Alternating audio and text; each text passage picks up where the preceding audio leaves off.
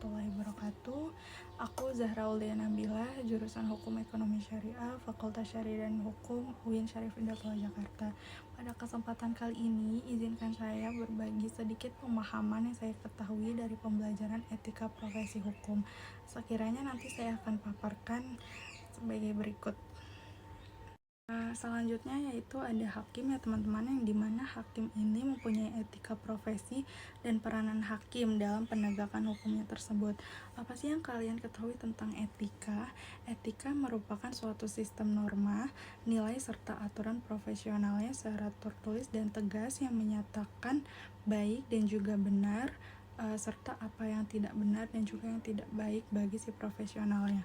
Keutamaan moral tersebut bagi si hakim ini di dalam maupun di luar sebagaimana telah diatur dalam surat keputusan bersama KMA dan Ketua KY nomor 047 garing KMA garing SKB garing 4 garing 2009 dan 02 garing SKB garing PT.KY garing 4 garing 2009 pada tanggal 8 April 2009 tentang kode etik dan PPH di dalam pasal 1 angka 1 surat keputusan bersama KMA dan Ketua KY yang dimana tersebut tentang etika dan tentang kode etik dan PPH pada tanggal 8 April 2009.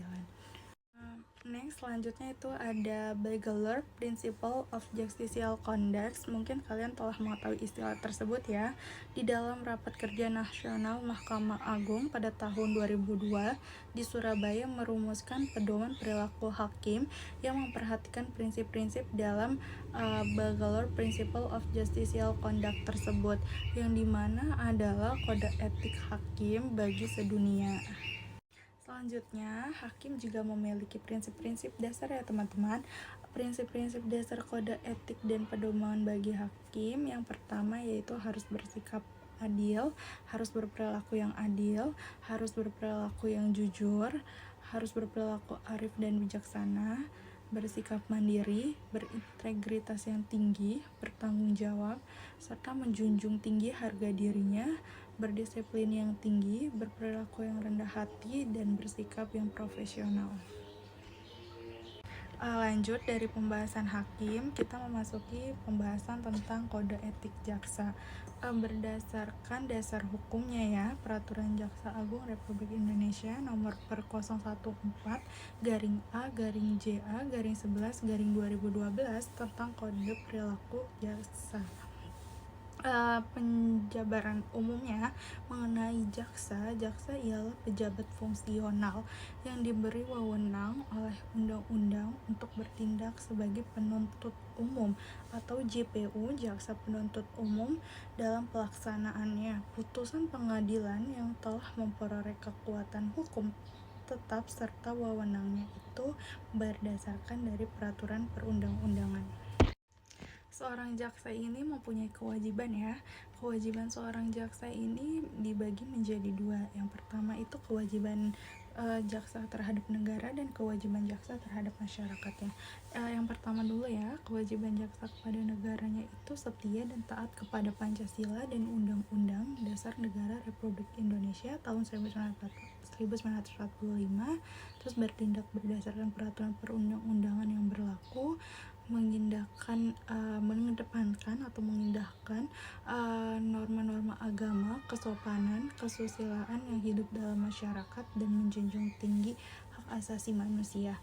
Dan selanjutnya juga seorang jaksa ini wajib melaporkan dengan segera kepada pimpinannya apabila mengetahui hal yang dapat merugikan dan mengancam negaranya tersebut. Terus apa sih kewajiban jaksa terhadap masyarakat? Seorang jaksa ini memberikan pelayanan prima dengan menjunjung tinggi supremasi hukum dan hak asasi manusia, serta menerapkan pola hidup sesuai dengan tantangan nilai-nilai yang berlaku di ranah masyarakatnya tersebut. Bagi seorang jaksa nih, mempunyai tata cara prosedur pemeriksaan dan penjatuhan tindakan administratifnya. Bagi kesatuan majelis kode perilaku pada pasal 15 ayat 1, dugaan pelanggaran diperoleh dari laporan atau pengaduan masyarakat, temuan pengawasan melekat atau waskat, dan pengawasan fungsional atau wasnal. Yang kedua itu pemeriksaan terhadap dugaan pelanggaran ditindaklanjuti melalui proses klarifikasi dan pemeriksaan yang dilaksanakan berdasarkan peraturan Jaksa Agung tentang penyelenggaraan pengawasan Kejaksaan Republik Indonesia. Dan selanjutnya yang ketiga, apabila berdasarkan hasil pemeriksaan tersebut sebagaimana dimaksud pada ayat 2 dinyatakan sebagai pelanggaran kode perilaku jaksa, maka hasil pemeriksaannya memberikan pelayanan prima dengan menjunjung tinggi supremasi hukum dan hak asasi manusia. Dan B, menerapkan pola hidup sesuai dengan nilai-nilai yang berlaku dalam masyarakat. Pejabat yang berwenang untuk membentuk majelis kode perilaku yakni yang pertama ada Jaksa Agung bagi jaksa yang menduduki jabatan struktural atau jabatan lain yang wewenang mengangkat dan memberhentikan itu oleh presiden. Terus juga yang kedua, para jaksa agung muda bagi jaksa yang bertugas di lingkungan masing-masing pada Kejaksaan Agung. Yang ketiga yaitu jaksa agung muda, pengawasannya bagi jaksa yang bertugas di luar lingkungan Kejaksaan Agung, kepala Kejaksaan Tinggi dan wakil kepala Kejaksaan Tinggi, atau kepala Kejaksaan Tinggi bagi jaksa yang bertugas di Kejaksaan Tinggi, kepala Kejaksaan Negeri. Selanjutnya ada advokat ya teman-teman. Kode etik advokat Indonesia. Advokat ini sebagai profesi yang sangat terhormat atau officium nobile yang dalam menjalankan profesinya berada di bawah perlindungan hukum, undang-undang, dan kode etik, memiliki kebebasan yang didasarkan pada kehormatan dan kepribadian advokat yang berpegang teguh kepada kemandirian, kejujuran, kerahasiaan, dan keterbukaan. Lanjut ya teman-teman, kepribadian advokat ini terdapat pada pasal 2 yang dimana advokat Indonesia ialah warga negara Indonesia yang bertakwa kepada Tuhan Yang Maha Esa, bersikap kesatria, jujur dalam mempertahankan keadilan dan kebenaran, dilandasi moral yang tinggi, luhur dan mulia, dan dalam melaksanakan tugasnya menjunjung tinggi hukum, Undang-Undang Dasar Republik Indonesia, kode etik advokat, serta sumpah jabatannya tersebut. Advokat itu pada pasal 4 mempunyai hubungan dengan klien, yaitu advokat dalam perkara-perkara perdata harus mengutamakan mengedepankan penyelesaiannya dengan jalur damai. Terus dalam menentukan besaran honorarium advokat wajib mempertimbangkan kemampuan si kliennya itu. Terus advokat tidak dibenarkan memberikan keterangan yang dapat menyesatkan klien mengenai perkara-perkara yang sedang diurusinya tersebut. Terus advokat juga tidak dibenarkan membebani klien dengan biaya-biaya yang sangat tidak diperlukan. Terus advokat tidak dibenarkan menjamin kepada klien bahwa perkaranya tersebut akan menang nih. Terus advokat juga dalam mengurus perkaranya cuma harus memberikan perhatian yang sama terhadap perkaranya untuk mana ia memberikan uang jalannya tersebut. Selain dari hakim, jaksa, advokat, di sini juga ada Mahkamah Konstitusi ya teman-teman. Peraturan Mahkamah Konstitusi Republik Indonesia yaitu pada nomor 02/PMK/2003 tentang kode etika dan pedoman tingkah laku hakim konstitusi, yang dimana kode etik hakim konstitusi ialah norma moral yang harus dijunjung dipenuhi oleh setiap hakim konstitusi. Kedua, pedoman tingkah laku hakim konstitusi ialah penjabaran dari kode etik hakim konstitusi yang menjadi pedoman bagi hakim konstitusi baik dalam menjalankan tugasnya maupun dalam pergaulan sehari-hari di masyarakatnya. Selanjutnya yaitu ada kode etik hakim Mahkamah Konstitusi nih, diatur di dalam pasal 2 Hakim Konstitusi. Yang pertama, menjunjung tinggi dan mematuhi sumpah jabatan yang telah diucapkannya, serta melaksanakan tugas dengan jujur dan adil, penuh pengabdian dan penuh rasa tanggung jawab pada diri sendiri, masyarakat, bangsa, negara, dan Tuhan Yang Maha Esa. Yang kedua, menjauhkan diri dari hal-hal yang tercela, perbuatan yang tercela, dan menjaga wibawanya selaku negarawan, pegawai konstitusi, dan bebas dari pengaruh manapun, yakni independen, arif dan bijaksana, serta tidak memihak atau imparsial dalam penegakan hukum serta keadilannya. Selanjutnya ada Majelis Kehormatan Mahkamah Konstitusi yang dimana di dalam pasal 4 ayat 1 susunan dan kedudukannya. Yang pertama, Majelis Kehormatan Mahkamah Konstitusi ini bersifat ad hoc yang terdiri dari 3 orang hakim konstitusi yang dibentuk oleh Mahkamah Konstitusi. Yang kedua itu dalam hal hakim konstitusi yang diduga melakukan pelanggaran diancam dengan sanksi pemberhentian. Majelis kehormatan ini terdiri atas 2 orang hakim hakim konstitusi ditambah seorang mantan hakim agung Mahkamah Agung, terus seorang praktisi hukum senior dan seorang guru besar ilmu hukum. Dan juga hakim konstitusi ini sebagaimana dimaksud dalam butir A dan B tersebut di atas dipilih dari dan oleh hakim konstitusi dalam rapat pleno Mahkamah Konstitusi. Selanjutnya, hakim tambahan Majelis Kehormatan sebagaimana dimaksud dalam butir B dicalonkan oleh hakim konstitusi yang dipilih oleh rapat pleno Mahkamah Konstitusi setelah memberi kesempatan kepada masyarakat untuk mengajukan usul dan saran mengenai para calon anggota tambahan Majelis Kehormatan Mahkamah Konstitusi. Dari pembahasan Mahkamah Konstitusi, kita lanjut ada Peraturan Mahkamah Konstitusi Republik Indonesia nomor 02/PMK/2003 tentang kode etik dan pedoman tingkah laku hakim konstitusi ya teman-teman. Selanjutnya pada bab pertama, pengertian dalam pasal 1. Kode etik hakim konstitusi adalah norma moral yang harus dipedomani oleh setiap hakim konstitusi. Pedoman tingkah laku hakim konstitusi adalah penjabaran dari kode etik hakim konstitusi yang menjadi pedoman bagi hakim konstitusi baik dalam menjalankan tugasnya maupun dalam pergaulan di masyarakat ya. Yang ketiga itu hakim konstitusi ialah seseorang yang mengakui jabatan hakim pada Mahkamah Konstitusi yang bertugas memeriksa, mengadili, dan memutuskan perkara yang menjadi kewenangan dan kewajiban Mahkamah Konstitusi sebagaimana diamanatkan oleh Undang-Undang Dasar Republik Indonesia tahun 1945. Yang keempat ini teman sejawat ialah sesama hakim konstitusi. Yang kelima, Majelis Kehormatan Mahkamah Konstitusi adalah perangkat yang dibentuk oleh Mahkamah Konstitusi yang beranggotakan hakim konstitusi atau hakim konstitusi dan unsur lain untuk memantau, memeriksa, dan merekomendasikan tindakan terhadap hakim konstitusi yang diduga melanggar kode etik hakim konstitusi, pedoman tingkah laku hakim konstitusi atau melanggar norma hukum sebagaimana diatur dalam peraturan perundang-undangan.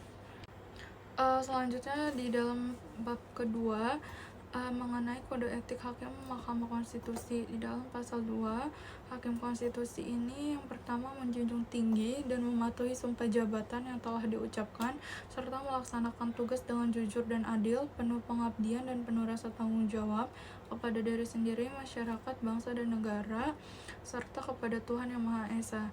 Yang kedua ini menjauhkan diri dari perbuatan tercela dan menjaga wibawanya selaku negarawan, pengawal konstitusi yang bebas dari pengaruh manapun atau independen, arif dan bijaksana, serta tidak memihak atau imparsial dalam menegakkan hukum serta keadilannya di dalam negara Kesatuan Republik Indonesia.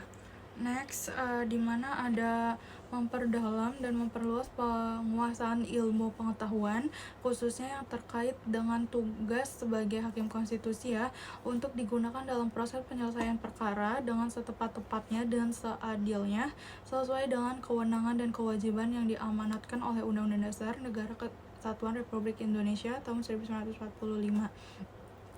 Serta memelihara hubungan kerjasama, memupuk kesetiakawanan, menjaga martabat dan nama baik, serta saling menghargai dan mengingatkan antar sesama teman sejawat ya. Selanjutnya itu ada bab 3 ya, tentang pedoman tingkah laku. Di dalam pasal 3 yang pertama itu dalam penyelesaian perkara, hakim konstitusi ini bersikap dan bertindak menurut ketentuan yang digariskan dalam hukum acara. B. Memperlakukan semua pihak yang berperkara secara berimbang, tidak diskriminatif, dan tidak memihak atau imparsial.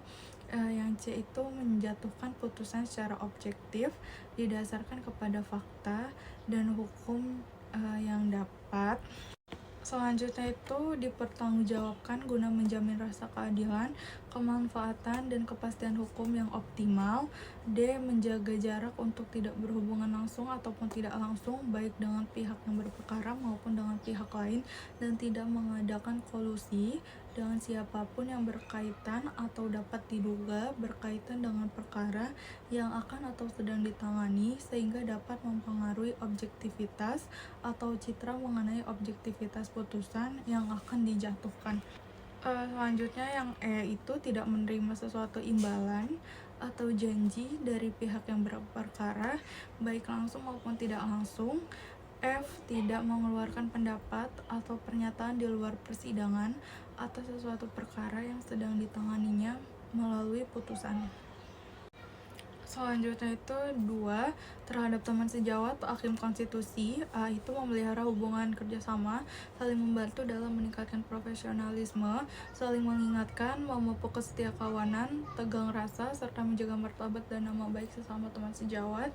B. Tidak sesekali melecehkan teman sejawat. C. Tidak memberikan komentar terbuka atas pendapat teman sejawat yang berbeda, kecuali dilakukan dalam rangka pengajian ilmiah. Ketiga ini terhadap masyarakat ya. Hakim konstitusi itu berperilaku sederhana, rendah hati, serta menghormati dan menghargai orang lain, berupaya menjadi contoh teladan dalam kepatuhan kepada hukum dan norma-norma lainnya. Yang keempat ini terhadap keluarga. Hakim konstitusi itu berupaya menjaga keluarga dari perbuatan tercela menurut norma hukum dan kesusilaan, berupaya menjaga keteraman dan keutuhan.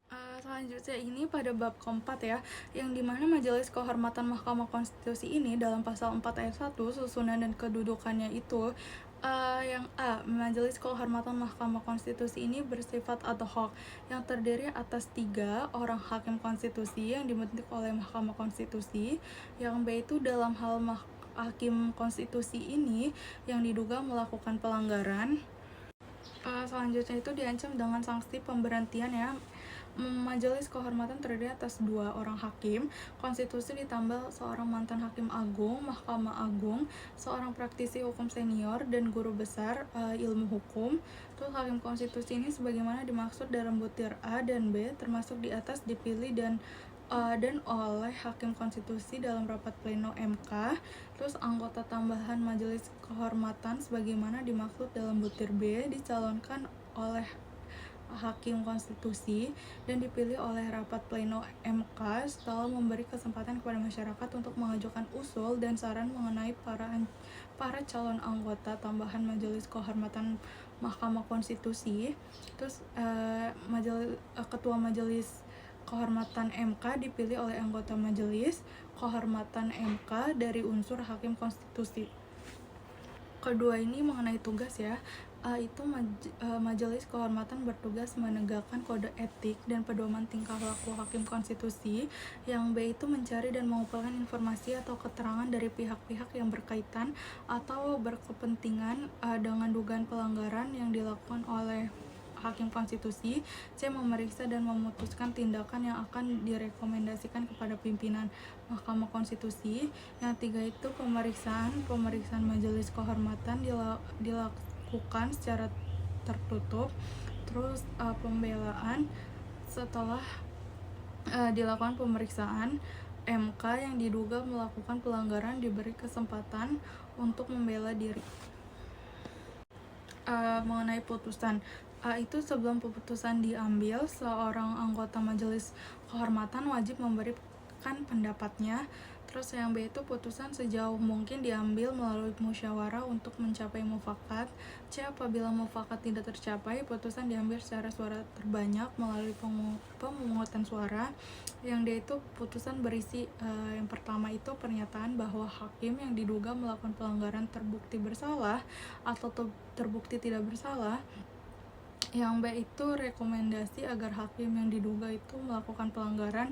Yang A itu dijatuhkan hukuman berupa teguran, pemberhentian sementara, atau pemberhentian tetap dalam hal terbukti bersalah.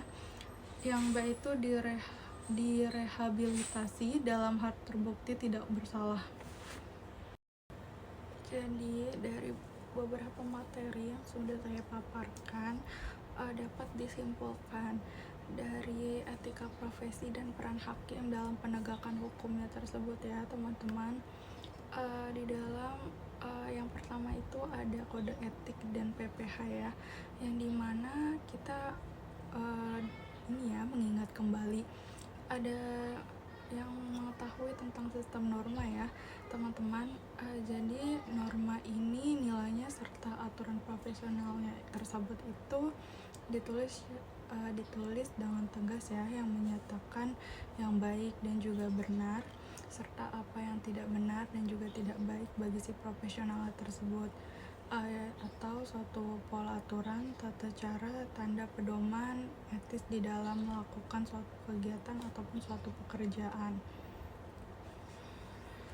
Baik teman-teman, selanjutnya ada prinsip-prinsip dasar panduan kode etik dan PPH, yaitu tentang pedoman perilaku hakim ya, yang dimana ada independensi hakim dan pengadilan, terus praduga tidak bersalah, penghargaan terhadap profesi hakim dan pengadilan, transparansi, akuntabilitas, kehati-hatian dan kerahasiaan, efektivitas dan efisien, perlakuan yang sama, dan terakhir ada kemitraan.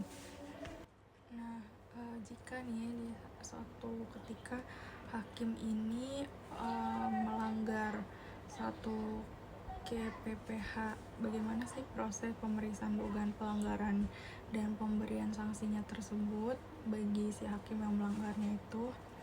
Berikut adalah cara nih bagaimana hakim itu melanggar prosesnya atau caranya itu, yakni yang pertama yaitu setiap dugaan pelanggaran KPPH ini yang dilaporkan oleh siapapun wajib diteliti lebih lanjut untuk memeriksa apakah laporan tersebut terbukti atau tidak. Terus adapun tahapan pemeriksaan dugaan pelanggaran KPPH tersebut, terus pemeriksaan oleh tim pemeriksa KY dilakukan melakukan hal-hal seperti verifikasi terhadap laporan, melakukan pemanggilan dan melakukan pemeriksaan dari hakim yang diduga melakukan pelanggaran tersebut, terus melakukan pemanggilan dan meminta keterangan dari saksi tersebut, terus menyimpulkan hasil pemeriksaan. Jika terbukti maka KY mengusulkan penjatuhan saksi kepada MA, yang dimana terdapat dalam putusan P22B 22D ayat 1 Undang-Undang Nomor 18 Tahun 2011. Terus saksi terdiri dari ringan, sedang, maupun berat. Terus saksi ringan ini terdiri dari teguran lisan, tertulis, dan pernyataan tidak puas. Terus sanksi yang sedang itu dari penundaan KGB paling lama 1 tahun, penurunan KGB paling lama 1 tahun, penundaan kenaikan pangkat paling lama 1 tahun, hakim non palu paling lama 6 bulan, mutasi ke pengadilan lain dengan kelas yang lebih rendah, pembatalan atau penangguhan promosi. Terus kemudian dari mengenai hakim, kita langsung ke jaksa ya teman-teman, yang dimana jaksa ini kita mengulang sedikit dari materi sebelumnya, mengingat kembali rangkumannya. Berikut adalah tentang jaksa dari penjabarannya ya teman-teman. Dari segi penjabaran umumnya mengenai jaksa adalah pejabat fungsional yang diberi wewenang oleh undang-undang untuk bertindak sebagai penuntut umum dan pelaksana putusan pengadilan yang telah memperoleh kekuatan hukum tetap serta wewenang lain berdasarkan undang-undang. Profesi jaksa adalah tugas dan wewenang yang bersifat keahlian teknis dalam organisasi kejaksaan di bidang pidana, perdata, dan tata usaha negara, di bidang ketertiban dan ketentraman umum, dan tugas-tugas lain berdasarkan undang-undang. Kode perilaku jaksa adalah serangkaian norma penjabaran dari kode etik jaksa sebagai pedoman keutamaan mengatur perilaku jaksa baik dalam menjalankan tugas profesinya, menjaga kehormatan dan martabat profesinya, maupun dalam melakukan hubungan kemasyarakatan di luar kedinasannya tersebut. Selanjutnya mengenai pembahasan tentang advokat, di mana advokat ini mempunyai kode etik advokat Indonesia. Dalam pembukaannya itu bahwa semestinya organisasi profesi ini memiliki kode etik yang membebankan kewajiban dan sekaligus memberikan perlindungan hukum kepada setiap anggotanya dalam menjalankan profesinya, yang dimana advokat sebagai profesi yang terhormat atau officium nobile, yang dalam menjalankan profesinya itu berada di bawah perlindungan hukum, undang-undang, dan kode etik, memiliki kebebasan yang didasarkan kepada kehormatan dan kepribadian advokat yang berpegang teguh kepada mandirian, kejujuran, kerahasiaan, dan keterbukaan, bahwa profesi advokat adalah selaku penegak hukum yang sejajar dengan instansi penegak hukum lainnya. Oleh karena itu, satu sama lainnya harus saling menghargai antara teman sejawat dan juga antara para penegak hukum lainnya bagi setiap advokat di Indonesia.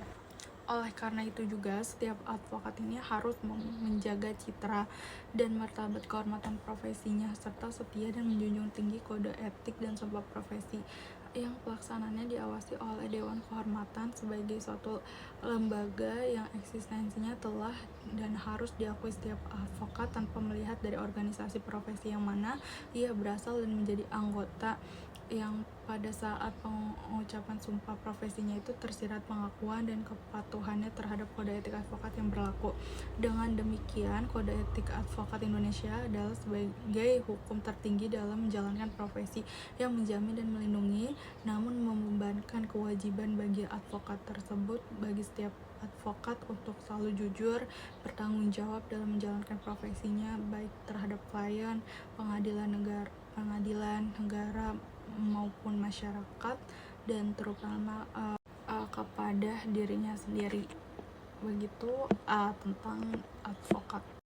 Selanjutnya dalam bab 1 ketentuan umum dalam pasal 1, yang dimaksud dengan advokat adalah orang yang berpraktek memberi jasa hukum baik di dalam maupun di luar pengadilan yang memenuhi persyaratan berdasarkan undang-undang yang berlaku, baik sebagai advokat, pengacara, penasehat hukum, pengacara praktek, maupun sebagai konsultan hukum. Terus klien ialah orang, badan hukum, atau lembaga lain yang memberi jasa, yang menerima jasa dan atau bantuan hukum dari si advokat tersebut. Teman sejawat adalah orang atau mereka yang menjalankan praktek hukum sebagai advokat sesuai dengan ketentuan perundang-undangan yang berlaku. Selanjutnya ada teman sejawat asing adalah advokat yang bukan keluarga negara Indonesia yang menjalankan praktek hukumnya itu di Indonesia sesuai dengan ketentuan undang-undang yang berlaku. Terus selanjutnya ada kehormatan, adalah lembaga atau badan yang dibentuk oleh organisasi profesi advokat yang berfungsi dan berkewenangan mengawasi pelaksanaan kode etik advokat sebagaimana semestinya oleh advokat dan berhak menerima dan memeriksa pengaduan terhadap seorang advokat yang dianggap melanggar kode etik. Kemudian selanjutnya ada honorarium, adalah pembayaran kepada advokat sebagai imbalan jasa advokat berdasarkan kesepakatan atau perjanjian dengan klien tersebut. Selanjutnya dalam bab 2, kepribadian advokat ini terdapat dalam pasal 2 ya.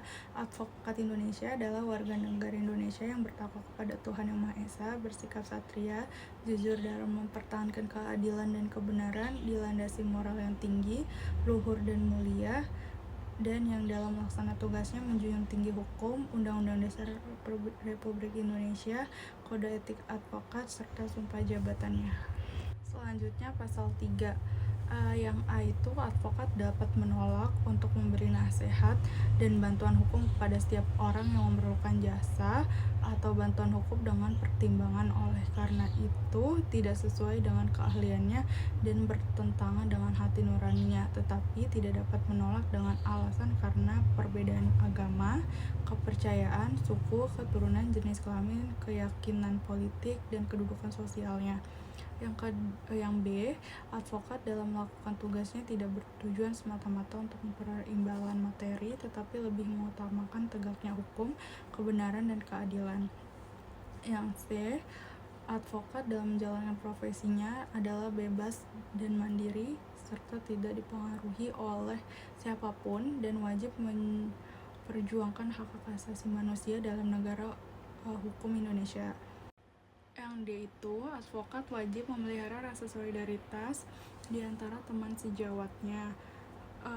Advokat wajib memberikan bantuan dan pembelaan hukum kepada teman sejawat yang diduga atau didakwa dalam suatu perkara pidana atas permintaannya atau karena menunjukkan organisasi profesinya.